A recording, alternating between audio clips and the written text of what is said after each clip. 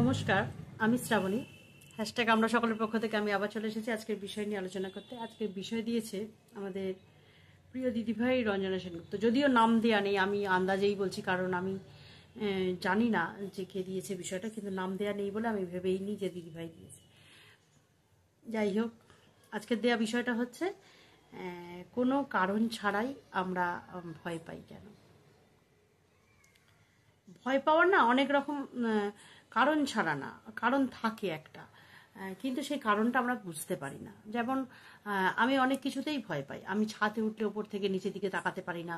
আমি রাস্তার মধ্যে যদি অনেক ভিড়, মানে খুব স্পিডে যদি দূর থেকে গাড়ি আসতে দেখি, আমি ভয় পেয়ে যাই, মানে আমি ঘাবড়ে যাই। আমি যে কোনো মুহূর্তে হট করে কেউ যদি আমার সামনে এসে যায়, আমি কিন্তু ভয় পেয়ে যাই। এগুলো কারণ ছাড়া নয়, এগুলোর কারণ থাকে, আমরা হয়তো কারণগুলো বুঝতে পারি না। আমার এটা মনে হয় একান্তই ব্যক্তিগত। যেমন আমি প্রত্যেক দিন শোয়ার সময় এই কারণটা আমি বুঝতে পেরেছি। এটা নিয়ে আমি একটু বলি যে যেমন ছাদে উঠে নিচের দিকে তাকালে না, আমি একদম বুঝতেই পারি না যে কেন ভয় পাই। আমার নিচের দিকে তাকালে মনে হয় আমি এবার পড়ে যাবো, ধপ করে পড়ে যাবো। আর হ্যাঁ, আমি আজকে দিদিভাইটা একটু শুনছিলাম, দিদিভাই বলছে যেমন যে ডান চোখের পাতা লাফালে আমরা ভয় পাই, মনে হয় এ বোধহয় কিছু হবে। সত্যিই না, আমি এটা খেয়াল করে দেখেছি যে ডান চোখের পাতা লাফালে আমার শরীরটা খারাপ হবেই, 2-3 দিনের মধ্যে হবেই। আর এটা দেখে দেখে কিন্তু এখন আমার ভয় হয়ে গেছে যে এই রে, ডান চোখের পাতাটা লাফাচ্ছে, তাহলে বোধহয় আমার শরীরটা খারাপ হবে। মানে আমি বলি না, বেশ কিছুটা জিনিস আছে আমাদের মনের মধ্যে কাজ করে, মনের মধ্যে একটা না সুপ্ত অবস্থায় কাজ করে, সেটা আমরা বুঝতে পারি না। আমার এখন ডান চোখের পাতাটা লাফাচ্ছে, আমার শরীর খারাপ হবে, এই যে মনের মধ্যে হতে থাকছে, ঠিক 2-3 দিন পরেই কিছু একটু হবে, এরকম একটা ব্যাপার। তো এই যে কারণ ছাড়া এগুলো আমরা ভয় পাই, অনেক কিছু ভয় আমরা পাই। তো একটা ভয়ের কথা আমি বলি একটু, বিশেষ করে যেটা ভয় পাই আমি প্রত্যেক দিন শোবার সময় আমি খাটের তলা দেখে শুই। খাটের তলা দেখে এই কারণে শুই যে যদি কেউ ঢুকে থাকে।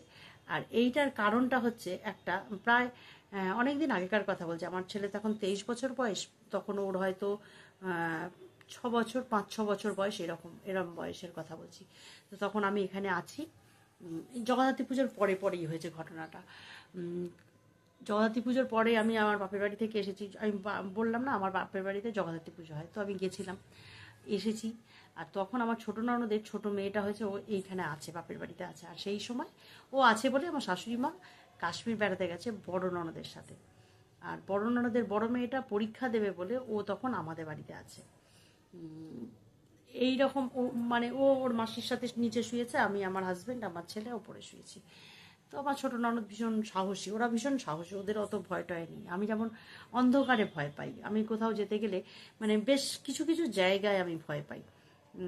অন্ধকার ওখানটা, বাবা, তাহলে তো অন্ধকার আমার যাওয়াই যাবে না, আমি প্রচণ্ড ভয় পাই, এরকম আর কি। তো যাই হোক, যেটা বলতে যাচ্ছি যে ওই কাশ্মীর যেই আমার শাশুড়ি মা চলে গেল না,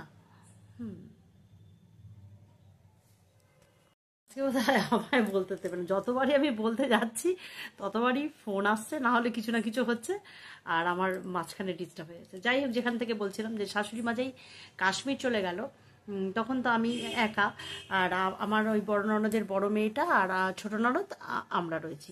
তো আমরা 3জন ওপরে শুয়েছি, আমার ছেলেকে, বড় ছেলেটাকে নিয়ে। তখন ওর ছোট ছেলেটা হয়নি। আর ছর্দি আর দিভাইয়ের বড় মেয়েটা আর ছর্দির ছোট মেয়েটা নিচে আছে। তো গ্রিলে তালা লাগিয়ে যথারীতি শুয়েছি।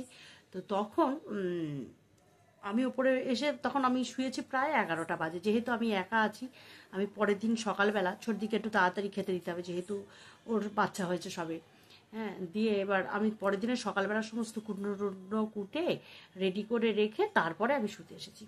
তো আমি প্রায় 11টার সময় এসেছি ওপরে এসে একটুখানি টিভি দেখে 11:30টার মধ্যে শুয়ে পড়েছি। আর এবার আমি সারাদিনের ওই পরিশ্রমে না এতটাই ক্লান্ত, আমি শোয়ার সাথে সাথে একটু দমতারা পড়ে গেছি। আর পাশে আমার হাজব্যান্ড বলছে, তুমি দরজাটা দাও। আমি বললাম, হ্যাঁ দিলাম তো দরজাটা। তো ও সমানে একটা খসখস শব্দ পাচ্ছে, বলছে না, বিড়ালটা মনে হয় নিচে ঢুকে আছে খাটের নিচে। আজকে তুমি তাহলে ওঠো। তো ও উঠে মানে মেঝেটা কিরম করে চাপড়াচ্ছে যাতে বিড়ালটা ভয়েতে বেরিয়ে চলে যায়। তো আমি উঠে না, ও বারবার ওরম করছে বলে বলছে কেউ ঢুকে আছে না কি বলতো। যেই বলেছে, আমি তাড়াতাড়ি করে উঠে, আমার বেড সুইচ ছিল, বেড সুইচটাকে জ্বালানো মাত্র ও বলছে কি, ও যে ঢুকেছে তার নাম নিচ্ছে আর কি। আমি এখন আর তার নাম নিচ্ছি না, সে এখন অনেকটা বড় হয়ে গেছে। যখন আমার ঘরের খাটের নিচে ঢুকেছিল তখন মাত্র 18 বছর বয়স তার, 17-18 বছর এরকম, আমি একদম নির্দিষ্ট করে বলছি না, কিন্তু ওর মধ্যেই হবে বয়সটা। তো ওর মা এখানে আর কি সবার বাড়িতে বাসনটা, সবার ভালো কিছু পারফেক্ট ব্যাপার বাড়ি ঘর ছিল আর কি। তো সেই সব মানে কি বলবো, নির্দিষ্ট কিছু বাড়িঘর ছিল, সেই বাড়িতে আর কি বাসন টাসন মাজতো। তো ওদের একটু আর্থিক মানে সচ্ছলতা ছিল না, খাবার টাবার ঠিক মতো পেত না। এবার কী কারণে ঢুকেছে, স্বাভাবিক ও ঢুকেছে মানে আমাদের মনের মধ্যে কি হয়েছে যে নিশ্চয়ই ও চুরি করতে ঢুকেছে। তো সেই মুহূর্তে আমার হাজব্যান্ড যেই বলা না যে ও ঢুকেছে, এরকমভাবে ধরতে গেছে, স্লিপ করে নিচে চলে গেছে। দরজাটা মানে আমার হাজব্যান্ড দরজাটা খুলে নিচে বসে, মিজানটা চাবড়া ছিল যে বিড়ালটা তাহলে দরজা দিয়ে বেরিয়ে যাবে, কিন্তু ও যেই বেরিয়ে গেছে তখন ও বলছে আরে দরজার তো ছিটকারিটা খুলে ও আবার খাটের নিচে ঢুকেছিল। সেইটাতে আমার হাজব্যান্ডের ভীষণভাবে সন্দেহ করছে যে ও মনে হয় আরও কাউকে কি মানে ওর এরম পরিকল্পনা ছিল যে আরও কেউ ঘরে ঢুকবে এরকম। তো প্রচণ্ড ভয় পেয়ে গেছিলাম সেই সময়। তো ও নিচে চলে গেছে, আমি তো বেরিয়ে বর্দা বর্দা করে যাচ্ছি বাড়ির ভেতর থেকে, এবার সবাই শুনে আমাদের বাড়ির দরজার সামনে এসছে, আর এসে না ওকে বার করে মারছে। আর তখন আমি ওর হাত দুটো ধরে বলছি বাবা আমি তো তোর সাথে কখনো খারাপ ব্যবহার করিনি, তুই তাহলে কেন আমার খাটের তলায় ঢুকেছিস? ও তখন বলছে আমি না ঘুমোতে ঢুকেছিলাম। আর যে ঘুমোতে ঢুকেছিস তুই আমার খাটের তলায়, মশা কামড়াচ্ছে, আমার পাশে আর একটা ঘর আছে, তুই যদি সেখানে থাকতিস আমি জানতেও পারতাম না, কারণ আমি সবসময় তো সব ঘরগুলো আমি ঘুরে ঘুরে দেখছি না। আমার ছেলের কোটার ঘর আছে, সেখানে যদি তুই গিয়ে ঘুমোতিস তাহলে আমার কারিগরদের জন্য এমনি মাদুর বালিশ থাকেই, তুই যদি সেখানেও গিয়ে শুতিস তাহলে আমি বুঝতেও পারতাম না যে তুই আমার বাড়িতে ঢুকেছিস। তাহলে তোর ঘুমেরই যদি প্রয়োজন তাহলে তুই আমার খাটের তলায় ঢুকলি কেন? দিয়ে তো বারবার জিজ্ঞেস করছি কিন্তু কিছু বলছে না, সবাই ওকে মারছে। আমি বলছি না না ছেড়ে দাও, বাচ্চা ছেলে, একটা খারাপ হবে পরে, ওর ওই রাগটা থেকে যাবে। তো যে কোনো কারণবশতই হোক আজও না উত্তরটা পাইনি যে কেন ঢুকেছিল। কারণ ও যদি সত্যিই চুরি করতে ঢুকতো তাহলে আমার মানে টেবিলে আমার যে আমি বাপের বাড়ি গেছিলাম জগদ্ধাত্রী পুজোয় কিছু গয়নাগাটি রাখা ছিল, তো সেই গয়নাগাটি ও নেয়ার হলে নিতে পারতো, ও কিন্তু নেয়নি। ও মানে আমরা ওই যে বললাম আজও উত্তর পাইনি। ওই মারধর খাবার পরে না ও বেশ 1 বছর মতন এখানে ছিল না, তারপর আবার এখন আবার আছে। এখন আছে বলতে একটা বাড়িতে ভাড়া হিসেবে থাকতো, খুব কম ভাড়া দিয়ে ওরা থাকতো। তো ও এখন একটু বড় হয়ে গেছে, গাড়ি চালায়, মানে গাড়ি চালানো শিখে গেছে, গাড়ি চালায়। তো যাই হোক ওর জীবনযাত্রা ভালো হোক এটা ঈশ্বরের কাছে প্রার্থনা করি। তো এই রকম ব্যাপারটা, তো আমার ভয়ের কারণটা কিন্তু সেই তখন থেকেই শুরু হয়েছে। আমার খালি মনে হয় কেউ ঢুকে পড়লো না তো বাড়িতে, এই ভয়টা আমি কিন্তু ভীষণভাবে পাই সবসময়। এই যে মা কয়েকদিন ছোটদির বাড়ি গিয়েছিল, ছোট ননদের বাড়ি, তো আমি ভীষণভাবে এই ভয়টা পাচ্ছিলাম কিন্তু যে কেউ আবার ঘরে ঢুকে পড়লো না তো। আমি আমার ঘরের খাটের তলা তো দেখি, এবং ছেলেদের যে আমি মানে মোটামুটি প্রত্যেকটা ঘরের খাটের তলা দেখে তারপর আমি শোবো। এমনকি নিচের দোকানে মানে আমার বাড়িতে ঢুকতেই তো ঠাকুর ঠাকুর থাকে, তার পিছনগুলো ভালো করে দেখবে। এইটা আমার ভয় কি ওই কারণটা। আমাদের না প্রত্যেকের এই ভয়ের কিন্তু কিছু না কিছু কারণ থাকে যেগুলো আমরা বুঝতে পারি না। আমরা সবসময় তো সবটা সামনে আসে না। যেমন এই যে অন্ধকারে ভয়, গাড়ি চলে এলে যে ভয়টা পাই। আমি এর আগে অনেকবার বলেছিলাম যে আমার মেজো বোনের অ্যাক্সিডেন্ট হয়েছিল, তো গাড়ি যদি খুব জোরে আসছে, আমি দূর থেকে দেখতে পাচ্ছি তো, 2-3টে গাড়ি একসঙ্গে আসলে আমি এত জোরে ভয় পেয়ে যাই, কারণ কিন্তু ওইটাই।